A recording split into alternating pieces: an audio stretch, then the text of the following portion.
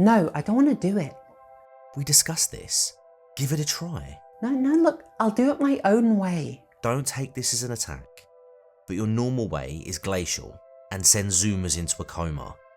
You need to adapt for the times. Now look, okay, my stuff may be niche, but it is engaging and fascinating. Erin, it is corporate policy now, and as your regional store manager, I am telling you to follow our presentation guidelines. Now shield this with the soulless Terminator-esque efficiency and professionalism of Ben Shapiro selling Gooch shaving cream and bed linen.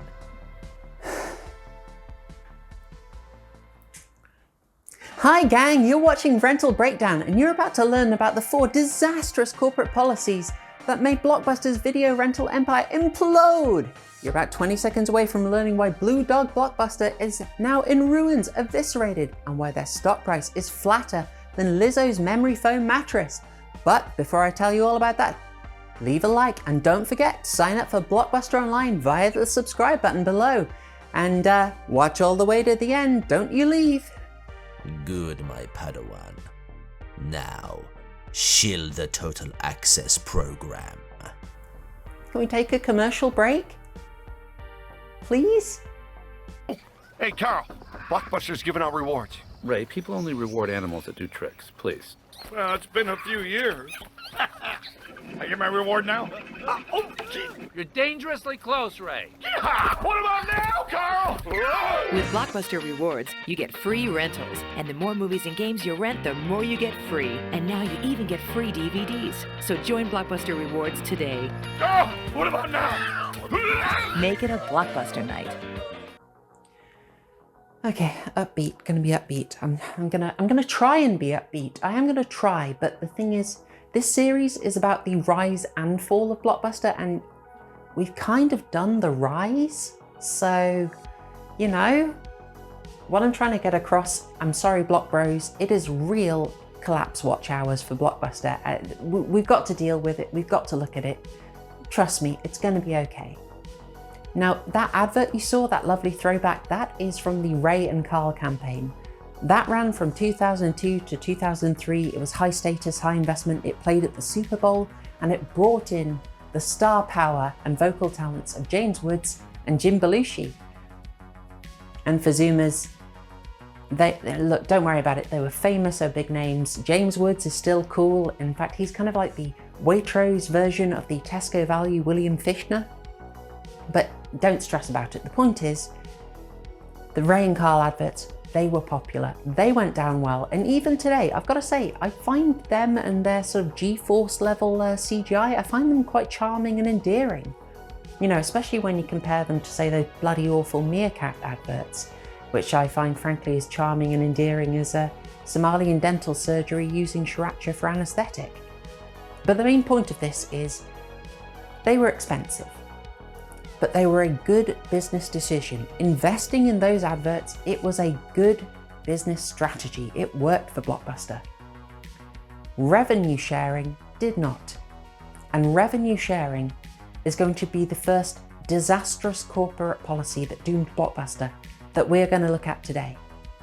Now, what on earth is revenue sharing? Well, quite simply, revenue sharing is a solution to a problem of mass and scale that Blockbuster was encountering. You will recall that thanks to Wayne Huizinga and every other CEO since, up to and including John the Horse Guy Antioco and beyond, Blockbuster had expanded endlessly and was now by far the biggest movie rental business.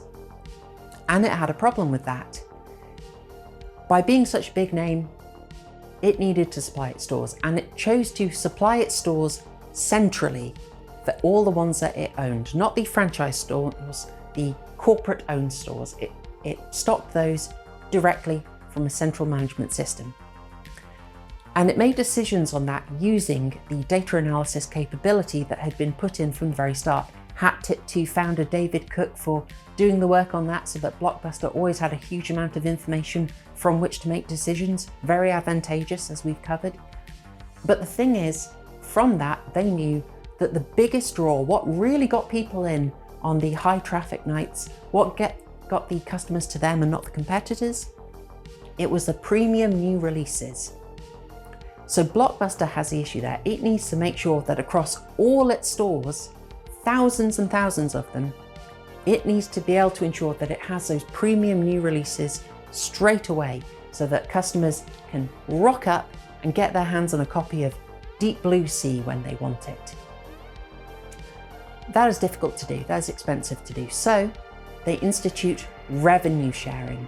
That is a deal that they made with the studios to be able to buy en masse the premium new releases at a reduced price.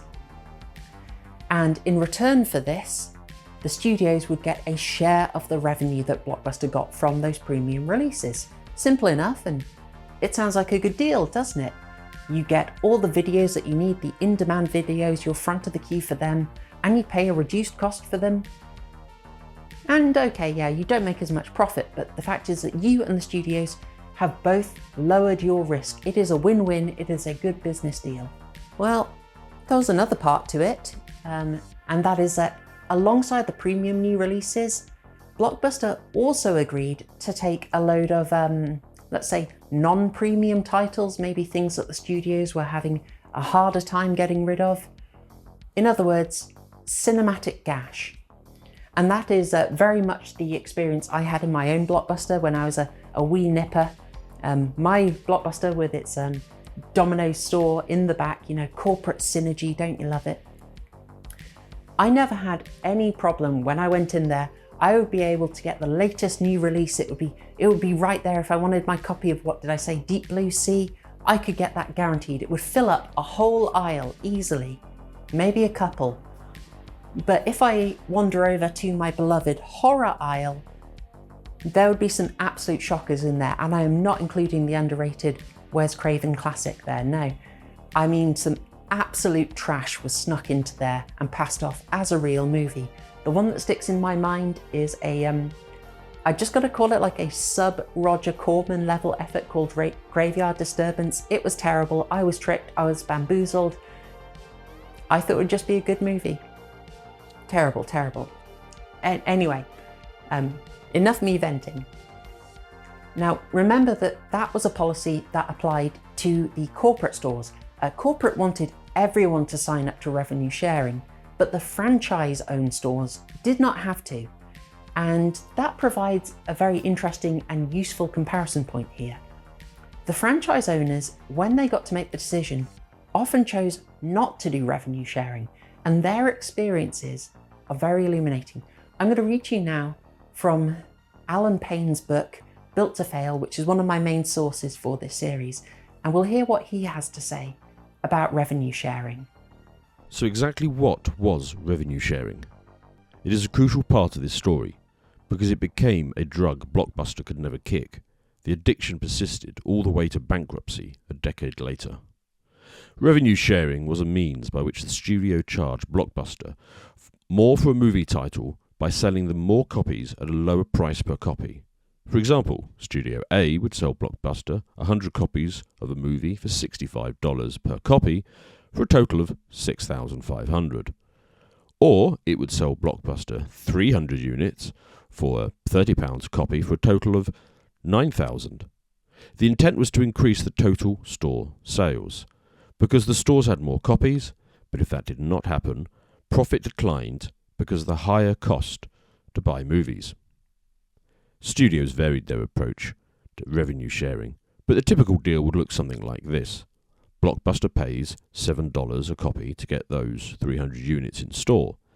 Each unit generates $57 in sales, and Blockbuster pays 40% of that to the studio, about $23.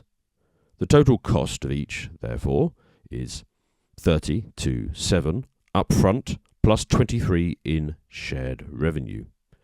The details of each deal varied by studio, but the basic approach was the same. Some studios even required minimums, meaning that even if a title did not rent enough to generate $23 per copy in shared revenue, Blockbuster owed it anyway.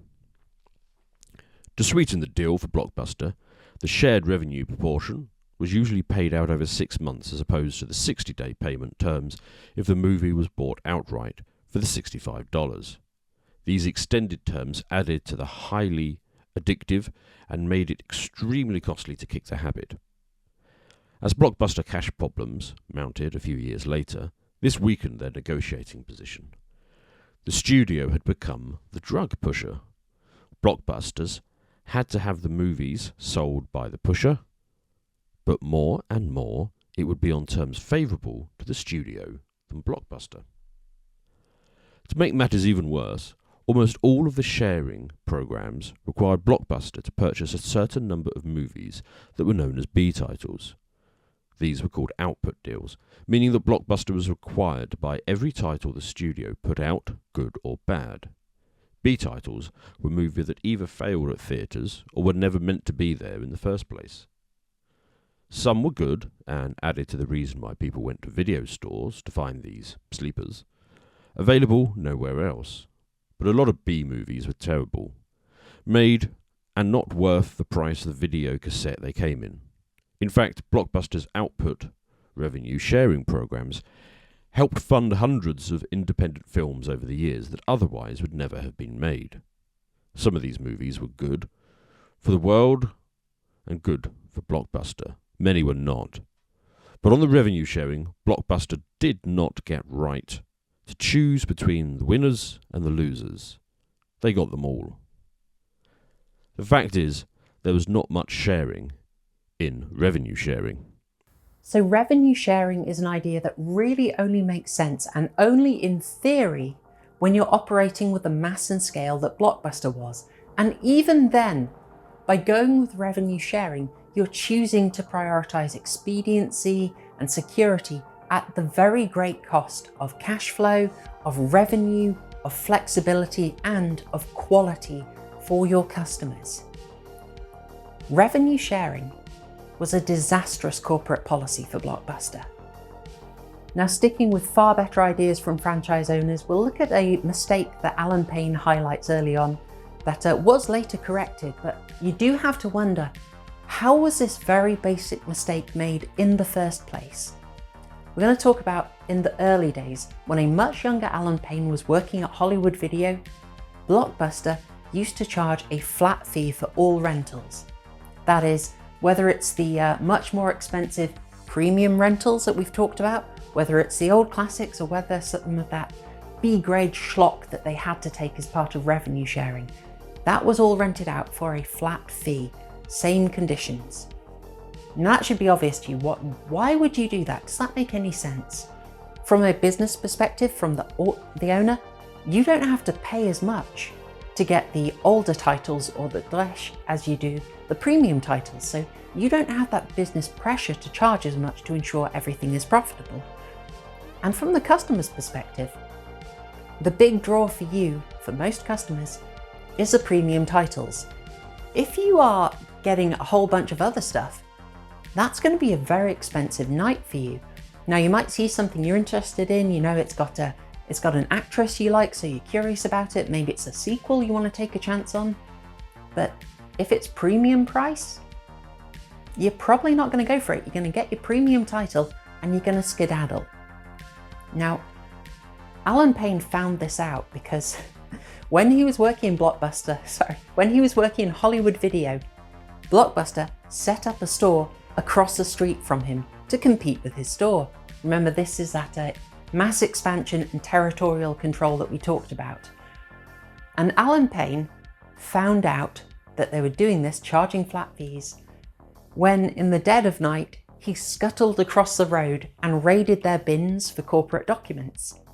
That is how he found out that his store was financially outperforming Blockbuster by a long way. And part of that was the flat fee pricing. In that whole book, I just love the image of him doing that. He's scuttling over like an entrepreneurial raccoon. It absolutely tickles me. But anyway, Alan Payne wasn't doing flat fee pricing. He was doing something far more sensible.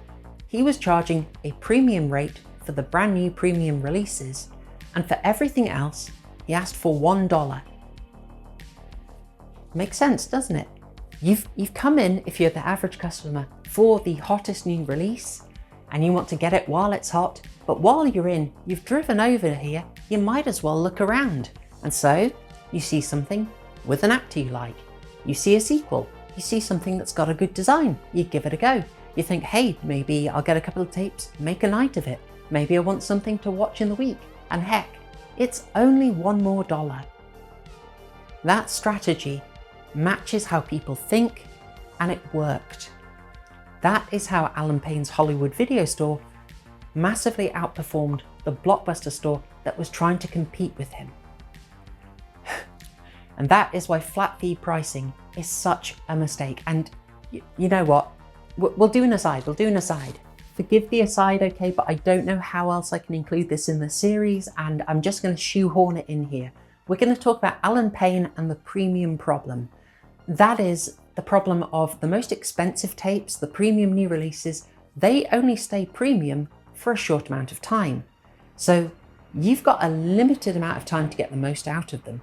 Now, how does Alan Payne deal with this? He decides that contra Blockbuster, where you would rent it out for 3 days as standard, like you did everything else, he will let you rent these premium new releases for one night only.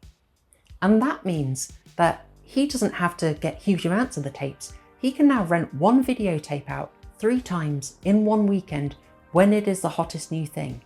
And when it's no longer the hottest new thing, he's not stuck with an excess of tapes.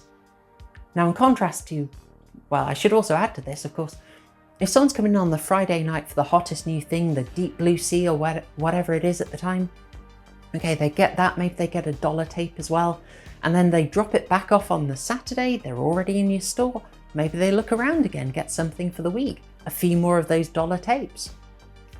Massively increases your profitability. It is great business strategy. Whereas Blockbuster, they meet this challenge with revenue sharing so that they never lack these premium new titles. But the trouble is afterwards, when this thing is no longer hot, when the demand for Deep Blue Sea has gone down, they are left with an excess of expensive tapes alongside the B-grade Glesh that we've already talked about. And then this means that Blockbuster's supply is very much out of pace with the demand for customers have for them. So they have shelves that are underperforming. They have loads of titles that are not in touch with customers' wants, and therefore they just sit and gather dust and underperform.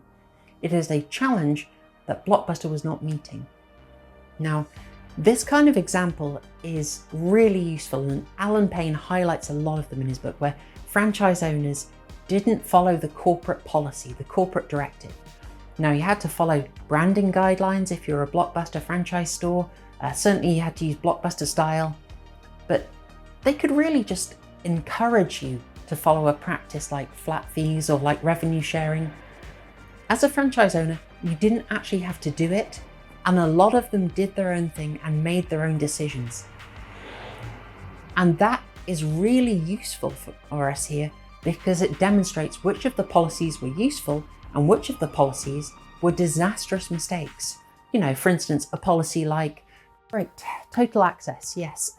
This does take some background information, and fair warning to you, I am going to have to say the N-word. I've tried to avoid it, but we're here now. So,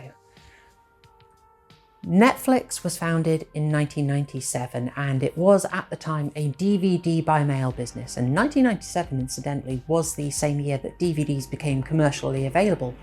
Netflix's founders were not waiting around. And I need to be clear, just because I'm talking about Netflix right now, I don't want you thinking that I'm agreeing with the popular conception that Netflix is the reason that Blockbuster had its downfall. Absolutely not, absolutely not. They played a part, but we're not pinning it all on Netflix, okay? I'm making this entire 7-shift series almost entirely to disabuse you of that notion. Now, back to the matter at hand. In 2004, Blockbuster had to really address this competition. It was Netflix in America. In the UK, it was Love Film chiefly. There were others, but they were a significant competitor to Blockbuster at that point. And yet, 2004, I've got to say, strikes me as kind of late to be addressing the problem, but here we are. In 2004, Blockbuster addressed their competition with Blockbuster Online, headed by the impeccably named Shane Evangelist. I'm going to pick up a movie from Blockbuster. Okay, drive safely.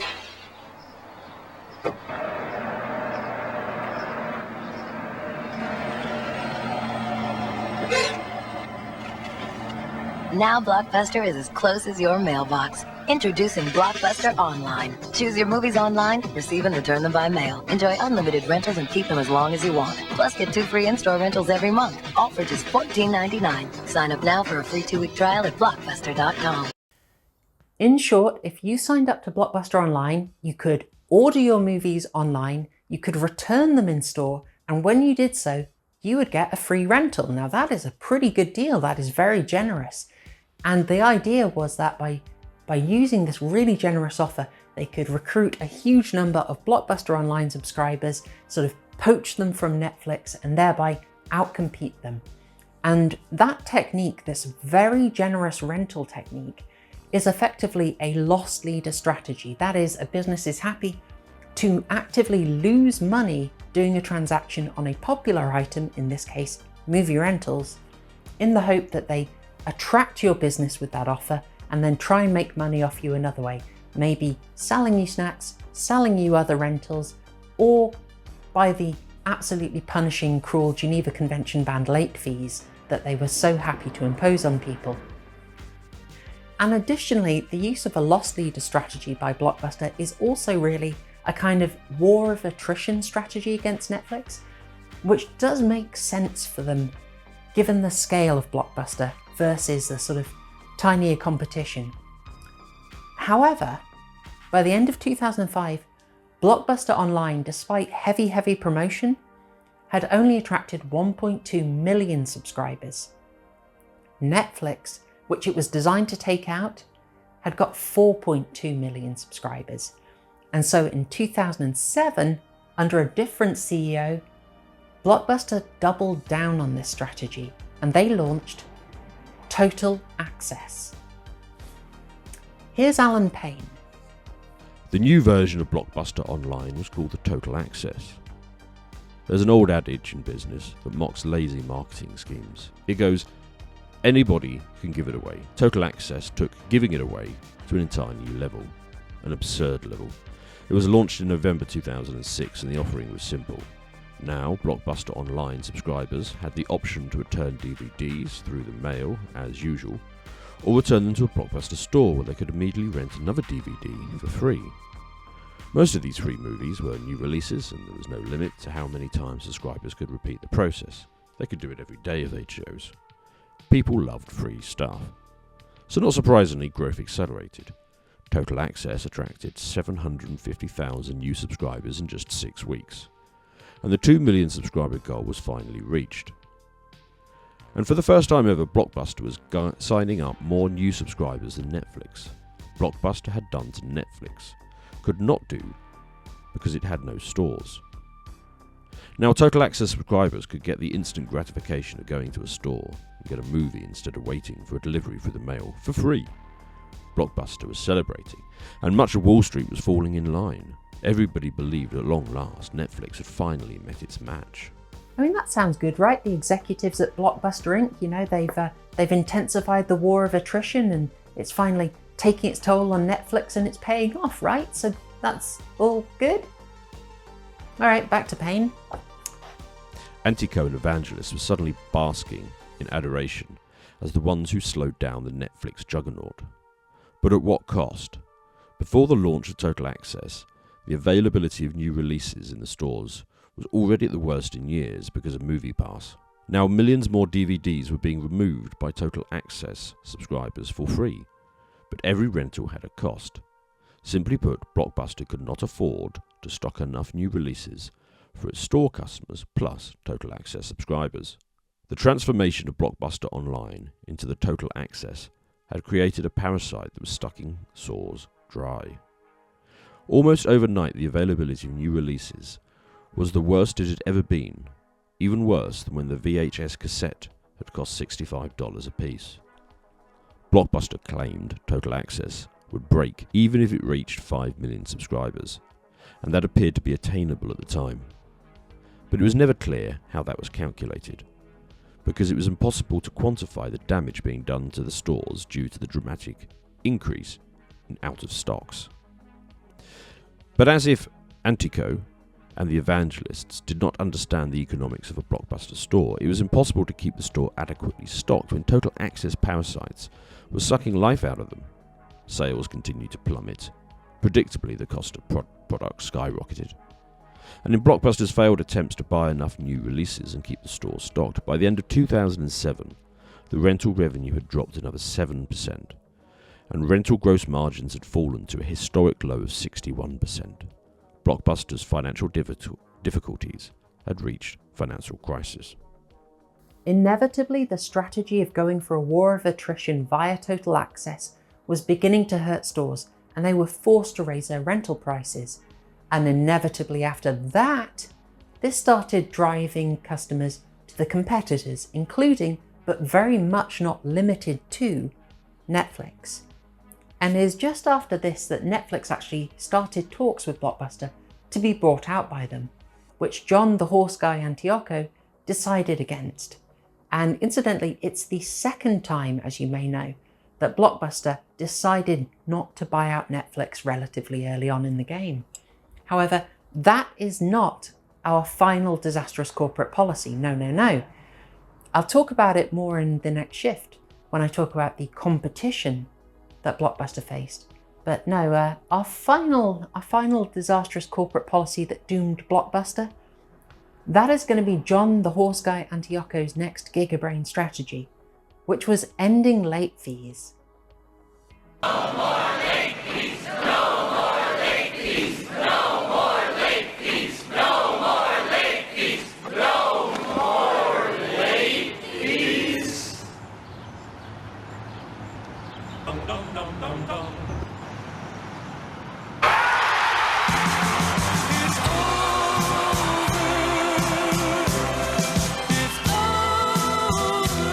Someday, you'll remember where you were when you first heard that there are no more late fees at Blockbuster. If you need an extra day or two with your movies or games, you go right ahead. Take them, relax, enjoy more time and less stress.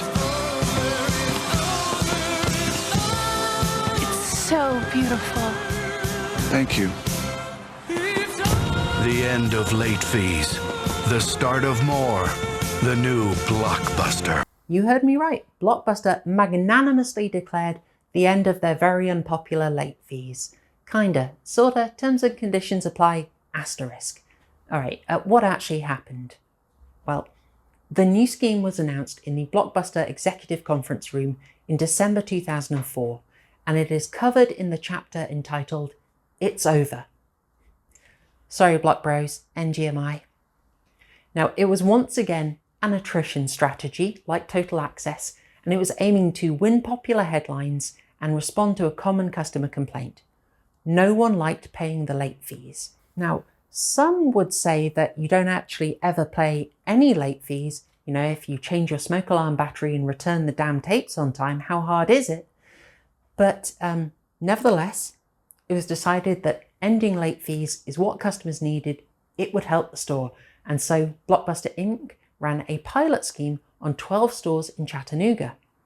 Now, the results were inconclusive to say whether this would actually help if ending late fees would keep a store profitable, but nevertheless, John the Horse Guy Antioco decided that they were going to press on, and they rolled the scheme out to 8,000 other stores. Franchisees were not convinced of this. Alan Payne describes the meeting as the saddest day of his professional life, feeling defeated and close to tears when he left the conference room. He felt Blockbuster had doomed itself in that meeting with that decision. But Antioco pressed on, and a major ad campaign launched on January the 1st, 2005. Blockbuster customers were told, in no uncertain terms, Hey everybody, how's it going? Thanks for choosing Blockbuster this afternoon. Just a reminder that our no late fees policy is now in effect. You heard me right, no late fees at all. Wow, what a difference. Let me tell you all about it. Under the no late fees program, Blockbuster still has due dates, 1 week for games and 2 days or 1 week for movies. However, if customers need to keep the product for an extra day or two, they can do so stress-free. Blockbuster now gives customers a 1 week grace period at no additional charge. At that point, if the customer wants to keep the movie or game longer, they can. Blockbuster will automatically sell you the product less the rental fee. Hang on, Blockbuster will automatically sell you the product less the rental fee? If customers decide they don't want to own the movie or game, they simply return the product within 30 days for full credit to their account, less a minimal restocking fee. Less a minimal restocking fee? What the hell is that? They force a sell on you if you're late and that's not a late fee? That's worse. Who wrote this Okay, well, I think that cleared it up nice and easy. We've all got that right. No more late fees means you won't get a late fee. If you're late, we'll just assume that you wanted to buy the movie and so we'll charge you for it. There are no late fees, except there are 2 more fees if you're late. That all makes sense, right? We've got that. So I just returned this movie that I kept for an extra week. No problem. I didn't even have to pay a late fee. Now think about that, really. Think about having something like a rent-a-car for an extra week. And you go in, you turn it in, they're like, you know what, don't worry about it. You can have that car for an extra week. Would they do that, you think? Renting is better than ever at the new Blockbuster. If you think that no more late fees scheme now sounds like false advertising, well, congratulations, you agree with the state attorneys of 47 different states who sued Blockbuster over this promotion.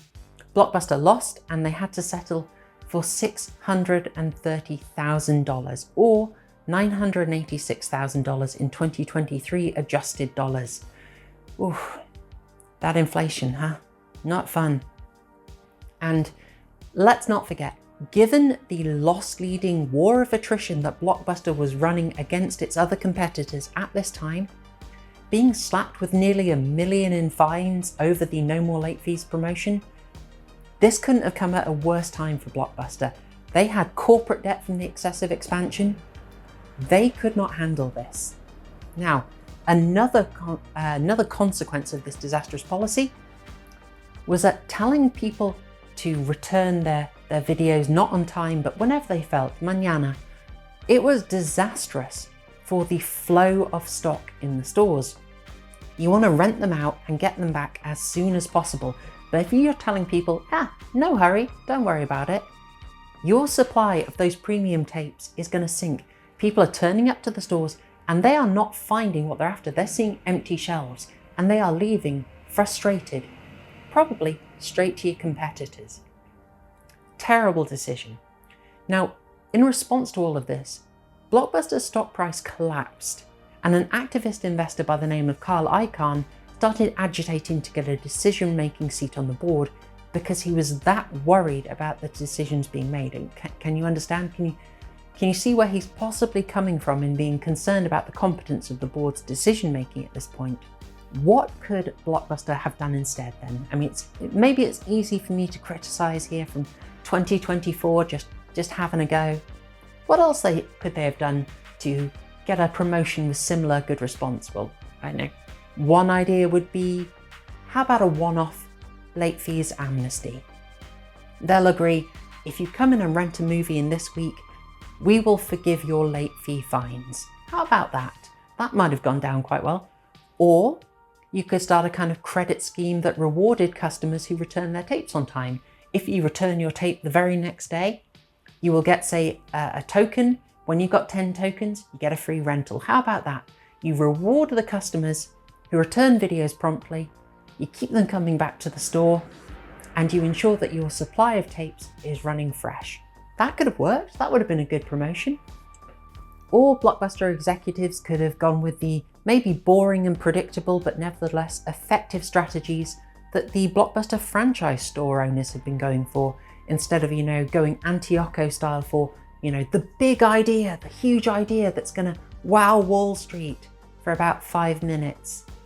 In 2005, Blockbuster's stock had nearly halved from 2004. Its profits are down 60%, rental revenue had declined by $220 million, which is $150 million more than projected. And in contrast, Alan Payne's franchise stores, with late fees still very much in place, they were up 10%. Record year for them. Perhaps seeing the decline is irreversible, Blockbuster's CEO in the UK, one Nigel Travers, resigned before seeing the no late fees policy go into effect.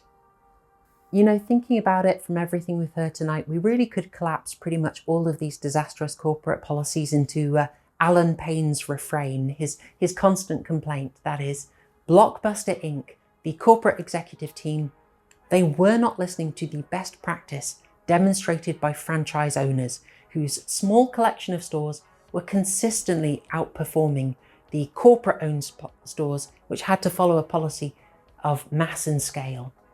Like, you should have learned from that. They really should have. I'm going to repeat here that for balance sake, Alan Payne, in writing his book, is trying to vindicate his business acumen, trying to justify his own decisions. But gosh darn it, doesn't he make a good case? Hopefully what you've heard tonight has made it sound like he really does know what he's talking about. And focusing on just some of those ideas that we talked about early on in the shift here, Payne's franchise innovations show from the very start that Blockbuster was making some pretty basic mistakes, whereas you can follow those franchise decisions that Payne made, and you can make the Blockbuster experience viable, healthy, profitable, whereas Blockbuster Inc., following its corporate executives, they led the brand into a terminal decline. Now, I know that wasn't particularly cheery. I do try my best here. I could amp up the drama, I could amp up the buffoonery of the executive, but I guess the fact is that the blinkered decisions and egos of the executives caused the stores to close, and they cost people their jobs, and that put people in financial hardship, and it kind of dampens it for me a little bit. When you're reading Alan Payne's book, you really feel the frustration of someone genuinely trying to do their best but helpless to stop this myopic, blundering degeneration brought about by an out-of-touch executive not concerned with their best interest and whose decisions are being imposed on them by a much larger global power structure. You know, it's a sadness that I think you really have to be British to truly get. But that is enough for this shift. In next week's penultimate shift, we're going to talk about Blockbuster's competition, which means we will finally fully address the Netflix question, finally at last, okay. But for now, that's enough. I'm going to talk over a horror movie. Now, what would fit tonight? Let's see. Big-brained, progressive-minded institution, failing disastrously, nefarious influences, and finally, solutions being found in simpler, older, more personal methods. Yeah, let's cover The Exorcist tonight. I'm in the mood for The Exorcist. Thanks, y'all.